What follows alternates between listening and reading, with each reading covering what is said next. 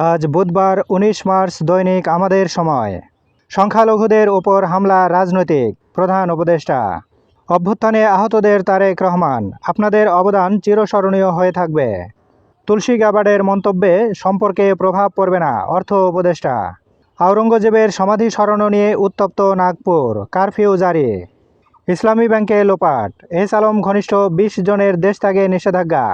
উদ্বোধন হলো দেশের দীর্ঘতম যমুনা রেল সেতু। হাসিনা পরিবারের ৩৯৪ কোটি টাকা অবরুদ্ধের আদেশ। ভোজ্য তেলের কর সুবিধা ৩০ জুন পর্যন্ত বাড়ানোর সুপারিশ। বাংলাদেশের সঙ্গে সম্পর্ক সক্রিয় রাখতে চায় ভারত। বিবিসি বাংলার প্রতিবেদন।